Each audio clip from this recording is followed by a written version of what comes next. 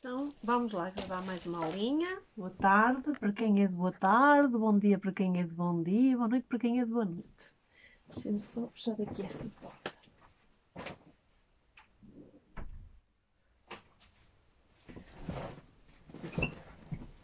Vamos lá aqui. Vamos então hoje falar, eu sou a Adriana Soares. Vamos hoje falar aqui sobre o túnel. O que é o túnel? Uma das experiências mais vulgares relatadas por todas aquelas pessoas que revivem depois de uma morte clínica é o agora famoso túnel da luz. As pessoas dizem que, enquanto se encontravam nesse aparente estado de morte, eram impulsionadas através de um túnel de luz, no fim do qual encontravam um vulto que se parecia com Cristo, ou uma figura de luz. Na maioria dos casos, essa figura etérea procurava forçá-los a regressarem aos seus corpos terrenos, o que eles sentiam relutância em fazer. Uma das histórias tornou-se famosa num canal de televisão em Nova Iorque no final da década de 70. É a história de um homem de 20 anos que foi brutalmente esfaqueado nas ruas de Lowell, em Manhattan, e que se encontrava praticamente esvaído em sangue quando foi encontrado e conduzido às urgências do hospital. Os médicos do serviço de emergência não conseguiam detectar quaisquer sinais vitais e consideraram o homem morto. Porém, vendo como era novo, um dos médicos internos decidiu tentar reanimá-lo. O jovem foi levado para uma sala de operações onde o médico começou a suturar as feridas. Foram efetuadas transfusões de sangue para fazer a tentativa de reativar um coração que deixara de bater devido à falta de sangue. Enquanto o médico se debatia para salvar a vida desse jovem e seu paciente, teve uma visão em que se via olhar para baixo e observando todos aqueles esforços enquanto ele flutuava próximo do teto da sala de operações. Mais tarde, descreveu como observou a atividade frenética que se passava por debaixo dele com um sentimento de grande calma, tentando descobrir por que se desperdiçavam tantos esforços a salvar a sua vida, quando ele se encontrava perfeitamente contente com a situação que tinha. Foi então que o teto se abriu, de repente, para revelar vários seres observando de perto o trabalho que estava a ser executado naquele corpo inerte. Entre esses rostos, o jovem distinguiu do seu irmão mais velho, que morrera num acidente de automóvel alguns anos antes. Sentiu um desejo intenso de se juntar ao seu irmão e tentou, através da abertura do teto, passar. Porém, o seu irmão a empurrou para trás, dizendo: "Não podes vir. Aqui não há lugar para ti. Tens de voltar para trás." O jovem pediu ao irmão que o deixasse ir com ele, mas deparou com recusas consecutivas. Nessa altura, o irmão empurrou violentamente, o que fez com que o jovem caísse no seu corpo, jazendo na mesa de operações. Imediatamente, o cirurgião-chefe gritou: "Temos pulso." Ao mesmo tempo que cirurgiões e enfermeiros intensificavam os seus esforços para aguentar a vida que regressara miraculosamente. O jovem ainda se encontrava numa cadeira de rodas quando apareceu diante das câmaras de televisão, algumas semanas mais tarde, relatando em lágrimas a sua experiência e continuando a afirmar que teria preferido juntar-se ao seu irmão naquele espaço extraterreno em vez de regressar ao mundo físico. Vários cientistas se dedicaram à investigação destes fenómenos. O que esses cientistas achavam de mais fascinante era o facto de encontrarem tantas pessoas que tinham sido declaradas clinicamente mortas retratarem uma viagem através de um túnel escuro com direção a uma forte luz, encontrando um ou vários vultos. Há vários anos, quando ainda vivia em Viena e trabalhava para as Nações Unidas, tive uma experiência extracorporal. Era uma altura de grande paz pessoal e de um sentimento de harmonia. Estava deitada, ainda acordada, quando ouvi o som estranho descrito por alguns dos pacientes do Dr. Moody. Nesse preciso momento, senti que me erguia do meu corpo a uma velocidade extraordinária até me encontrar de repente a flutuar próxima do teto. Tive a impressão inicial de que cresci rapidamente, embora me deslocasse simplesmente na direção do teto. A parte mais notável desta experiência foi nunca ter tido a sensação de que aquilo que estava a acontecer era estranho ou aterrador. Antes, pelo contrário, aceitei esta situação com muita calma. Enquanto flutuava junto ao teto, o som intensificou-se e de repente senti uma força poderosa que me empurrava para um canto do teto. O meu pensamento naquela altura foi: meu Deus, vou morrer. Só tive tempo de dizer, abre aspas, meu Deus, nas vossas mãos entrego a minha alma, fecha aspas, antes de ter sido impulsionada a uma velocidade indescritível através de um vácuo sombrio, tendo perdido os sentidos. Não sei aonde fui enquanto estive fora do meu corpo, ou se, de facto, fui a algum lado. A coisa seguinte de que me lembro foi a de flutuar junto ao teto mais uma vez e de sentir um grande desejo de regressar ao meu corpo. Ainda não acabara de sentir esse desejo e já regressava ao meu corpo. Ainda recordo do modo como me senti rígida e fria. Isto significa uma de duas coisas. Ou a experiência de abandono do corpo é uma breve alucinação causada por um mau funcionamento espontâneo do organismo, especificamente do cérebro, ou é o resultado de uma breve separação do espírito do corpo material, conforme é explicado pelos yogas. A experiência pode ser induzida por trauma, enquanto a pessoa se encontra no limiar da morte, por fadiga ou por prática de intenção misticista ou de meditação.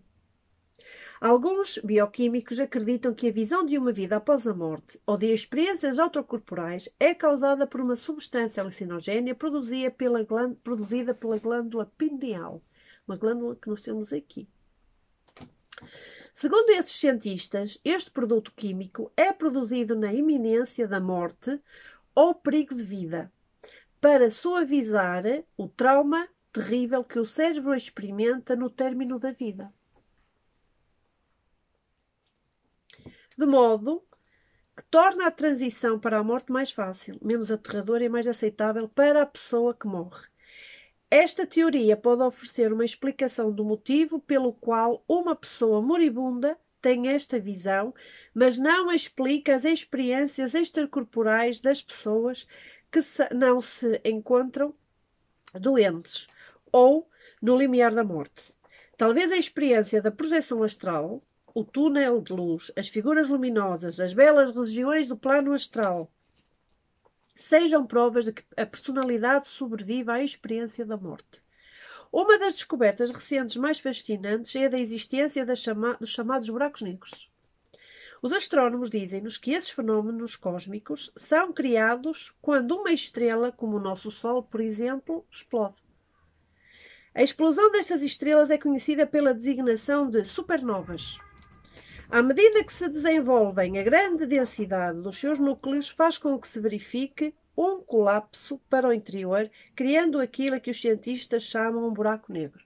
Eu tenho enviado, já desde o mês passado, bastantes livros a falar sobre isto. Eu já falei sobre este tema, voltei a falar para gravar, para ficar aqui no YouTube, no canal, mas eu tenho enviado livros para vocês perceberem isto que estou aqui a falar. O buraco negro tem uma enorme força de atração, puxando tudo para o seu misterioso interior, e uma das muitas teorias sobre estes estranhos fenómenos diz-nos que podem constituir portas para outros mundos, portais.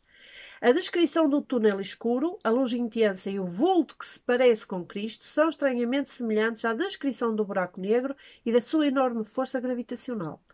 Isto faz-nos pensar se o buraco negro da astrofísica não será a porta para o mundo astral.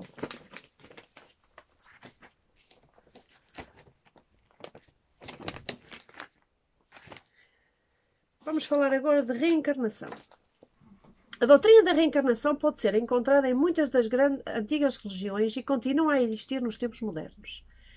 Os egípcios, os gregos, os romanos acreditavam todos na reencarnação, embora o cristianismo e o judaísmo acreditem ambos na imortalidade do espírito, não acreditam na reencarnação. Nestas duas religiões, a principal crença é de que depois da morte o espírito vai para o céu ou para o inferno, dependendo das suas ações enquanto esteve aqui, nesta dimensão, na Terra. Os cristãos também acreditam que a alma é perdoada de todos os seus pecados terrenos para que seja merecedora de entrar no céu. O cristianismo ensina que, depois da alma ter abandonado o corpo terreno, dorme durante um longo período, só revivendo no dia do juízo final, quando o arcanjo Gabriel soar a trombeta para iniciar este despertar apocalíptico. Nos tempos modernos, a teoria da reencarnação baseia-se nos ensinamentos do hinduísmo e do budismo, que defendem que o espírito se encontra ligado à roda da vida. O espírito só pode ser libertado desta roda quando tiver alcançado o estádio final de desenvolvimento designado por Nirvana. Nessa altura, o espírito torna-se uma entidade independente à parte de Deus. De acordo com os hindus, cada uma das encarnações é uma oportunidade para a alma individual continuar a sua purificação numa preparação para a êxtase do Nirvana. Embora os hindus, que eu não concordo, dizem que, por exemplo, eu hoje nasço humana, amanhã posso nascer uma cadela, um cão, um gato, uma vaca, um crocodilo. Se regredir, eles dizem que nós podemos regredir na evolução, ao contrário dos budistas. Para que isto é uma parte, só para vocês saberem. Para que isto ocorra, a pessoa deverá fazer exercícios especiais e seguir um sistema especial de meditação. É necessária uma dieta vegetariana para ajudar os indivíduos a libertarem-se do ciclo material, com as suas tentações e imagens falsas até serem capazes de desistir do mundo físico. Um dos sistemas recomendados pelo hinduísmo é o yoga. Em especial o Atla, assim aqui é, acho que é assim que eles dizem, Atla Yoga, especializado em exercícios corporais, que é as asanas, exercícios respiratórios, pranayamas, e um vegetarianismo rigoroso, onde não só as carnes, mas todos os produtos animais, incluindo o leite e os ovos, não são consumidos. Um exemplo típico das crenças do budismo é a reencarnação do Dalai Lama, o guia espiritual dos budistas tibetanos, que acreditam que quando o Dalai Lama morre, o seu espírito é imediatamente reencarnado no corpo de uma criança do sexo masculino, sempre do sexo masculino, nascido nesse preciso momento. Essa criança terá de ter a marca do tigre nas pernas, bem como outras características específicas do Dalai Lama. Quando a criança é mais velha, mostram-lhe vários objetos e pedem-lhe para escolher os que pertencem ao Dalai Lama. Se o rapaz escolher os objetos corretos, é considerado a reencarnação do mestre tibetano. Para quem não sabe, eles são completamente afastados dos pais, desde pequeninos. Eles não têm amor. O Dalai Lama, que é vivo, presente, eu já li a biografia dele. E até também já mandei para algumas pessoas, por se vocês têm, podem ler, pelo menos quem pediu os livros. E a pessoa que mais chorou a morte na vida foi do cozinheiro, porque o cozinheiro que lhe preparava as refeições foi a pessoa que mais carinho lhe deu e mais próxima dele. Ele diz que sentiu mais a morte dele, agora não me lembro o nome, do que do pai. O pai era um trafulha vigaria, eram todos, pai, irmão, irmã. Aliás, o pai gostava mais de cavalos do que da família. E desapareceu assim, que há a teoria de que eles davam tantos problemas, aquela família dava tantos problemas ao Dalai Lama, que eles sumiram com ele. O irmão, para quem não sabe, o Nico, como é que ele se chama? O Steven Seagal, ele tem mesmo o título de monge tibetano. Porquê? Porque o irmão do Dalai Lama fugiu com o dinheiro todo, desapareceu, e ele, para voltar a encher os cofres, vendeu um título a uma pessoa que não era do Tibete. Coisas assim, mas isso vocês terão que procurar. Muitas das ideias budistas sobre a reencarnação foram adaptadas no movimento místico que recebeu o nome de Teosofia. Foi iniciada em Nova Iorque, em 1875, por uma imigrante russa com uma certa reputação, de nome Helena Petrovna Blavatsky, que tinha simultaneamente, ela escreve imensos livros, um grande instinto para tudo o que fosse dramático e tinha um intelecto brilhante. Intelectualmente era assim fora de série. Madame Blavatsky, eu tenho um livro sobre ela. Madame Blavatsky deixou a Rússia quando ainda era muito nova e passou o resto da vida viajando por todo o mundo, especialmente pela Ásia, onde afirmava ter encontrado mestres espirituais que lhe ensinaram os mistérios do universo e acolheram para divulgar os seus ensinamentos por todo o mundo. A essência destes ensinamentos, que incluíam as suas teorias sobre a reencarnação, foram expostas em pormenor na doutrina da Sociedade Teosófica, que fundou em colaboração com Judge e Olcott. O termo, deixa-me, tem aqui um erro, deixa-me.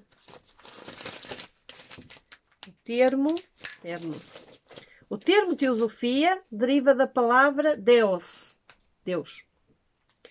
e Sofia, sabedoria. Significa literalmente sabedoria de ou a respeito de Deus.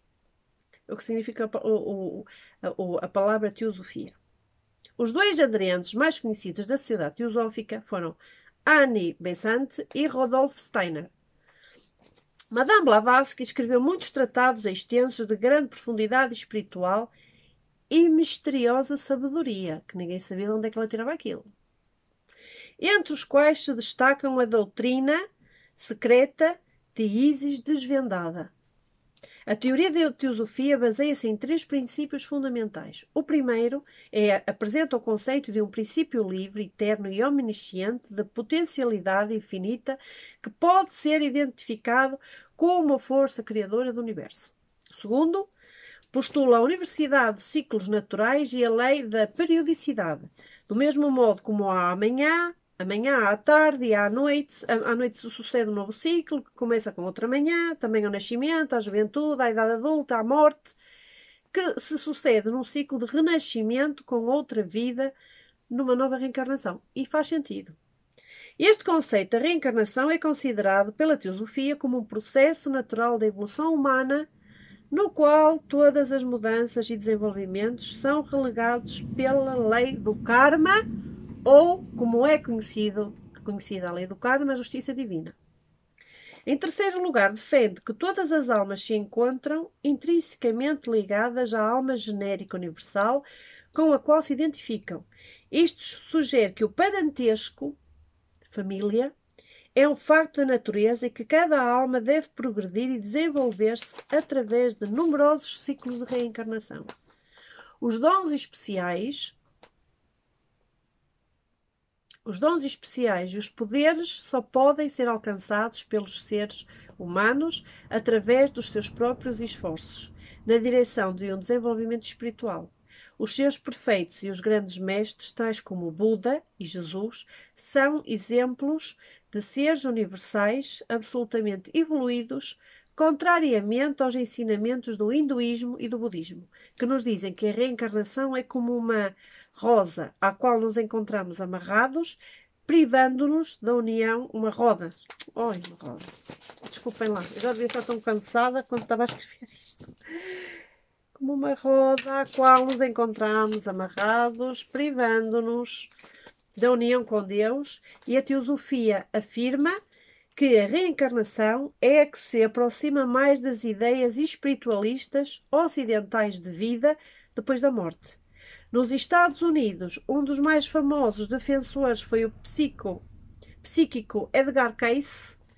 Escreveu, entre outros livros, O Profeta Adormecido, que eu adoro, e a particularidade é que ele escreve as suas profecias sobre um ligeiro transe. Existem mais de 2.500 profecias de Cayce, embora, pronto, nem todas se cumpriram, mas isso é outra história. Estou a falar da forma como ele escreve. Embora não deixe de ser curioso que nenhuma das profecias mais importantes se tenham cumprido. Em 1968 decorreu sem a menor sinal dos 3 principais acontecimentos que Kane previra para esse ano. Um deles foi o reaparecimento da Atlântida, ao largo da costa das Bermudas, a conversão da China ao cristianismo e um tremor de terra de grande intensidade que iria destruir a Califórnia. Mesmo com as falhas de cumprimento das profecias de Cayce, ele tem milhares de adeptos. Cayce era aquilo que podemos designar como um cristão transcendental, ou seja, Os seus ensinamentos baseavam-se nos de Jesus, embora se misturassem com o conceito teológico da senhora Blavatsky e crenças hindus como o conceito do karma. Para Kais, o karma não é o resultado das más ações de uma pessoa, aquilo que ele designava por entidade durante a encarnação ou durante a vida. Segundo ele, cada ação, quer fosse boa ou má, criaria uma espécie de eco cósmico ou bumerangue, que voltaria ao indivíduo sob uma forma qualquer durante a encarnação seguinte. Isso explica todas as alegrias e sofrimentos que uma pessoa pode experimentar durante o seu tempo de vida, aqui na Terra. São simplesmente os resultados da ação prévia numa anterior encarnação. Por outras palavras, trata-se de acontecimentos kármicos. Apesar da sua crença acentuadamente cristã ortodoxa, Kais era um fervoroso defensor da teoria da reencarnação, que não faz parte dos ensinamentos do cristianismo. Afirmava, por exemplo, que durante anteriores reencarnações foram um príncipe árabe e um sumo sacerdote egípcio chamado Ratá. A sua esposa, Gertrudis, também fora uma dançarina exótica no templo de um dos seus deuses. Não se torna fácil imaginar Gertrudis, uma senhora respeitável de amplas proporções, executando a dança dos 7 véus, mas Kais defendia que cada encarnação era totalmente diferente da anterior. Assim, a transformação da sensual dançarina egípcia numa Gertrudis de físico avantajado, qualidade forte, encontra-se perfeitamente dentro do conceito hipotético de Kais a respeito do fenómeno da reencarnação. Um dos livros mais interessantes que alguma vez foi escrito sobre a reencarnação é a de 20 casos sugestivos da reencarnação, do psiquiatra canadiano Ian Stevenson. Dos seus estudos, este psiquiatra não faz uso da hipnose, nem se baseia em princípios místicos ou teosóficos. Os métodos que ele usa são empírica a cientificamente impecáveis, tornando tão poderoso e convincente proponente da teoria da reencarnação. Um dos casos mais estranhos foi o de um libanês chamado Imad Ilawar. A sua família pertencia a uma seita religiosa chamada os Drusos, que acreditavam na transmigração da alma e na reencarnação. E em 1964, o Dr. Stevenson visitou a aldeia de Imad, a 24 km a leste de Beirute. Ele tinha perto de 5 anos. Desde os 2 anos que Imad se referiu a uma vida anterior numa outra aldeia não muito distante da sua. As duas aldeias eram entre uma distância mais ou menos de 32 km, mas estavam separadas por estradas virtualmente inultrapassáveis que atravessavam montanhas escarpadas. Por esse motivo, havia pouco contacto entre os seus habitantes. Este menino afirmava que vivera a sua vida anterior apenas alguns anos antes da sua vida presente. Isso fez com que fosse fácil confirmar a sua história, uma vez que a criança era capaz de citar datas, nomes de pessoas, de acordo com o que ele dizia. Tinham sido membros da sua família, amigos e vizinhos. O psiquiatra visitou a outra aldeia no acampamento de Imad e seus atuais pais. Quando chegaram lá, encontraram várias pessoas que confirmaram as informações dadas por Imad. Imad afirmava que seu pai fora Boamzi e que sua esposa se chamava Jamil. Um membro de sua família morrera num acidente de carro. Os aldeões levaram-nos a uma casa que pertencia a um tal Ebrahim Bouazi, acho que é assim que se diz, Bouazi, cerca de 10 anos antes, 5 anos antes de Imad ter nascido. Ebrahim vivera com sua esposa, chamada Jamil, e morrera de tuberculose com 25 anos. Um de seus primos, de nome Said, morreu num acidente de carro. Tudo isso confirmava o que Imad dissera, mas o psiquiatra não se convenceu facilmente. Pediu a Imad que descrevesse o interior da casa, mas não podia ser algo que se pudesse deduzir do exterior. Imad descreveu com pormenor o interior da casa, incluindo o alpendre e os corrais dos animais. Identificou os outros membros da família de Broasmi e os seus vizinhos, todos ainda vivos, nunca se tendo encontrado antes com nenhum deles. É esquisito, não é? Vamos ficar por aqui. Espero que vocês estejam a gostar. Eu vou depois publicando todos os dias uma aulinha. E beijinhos no coração.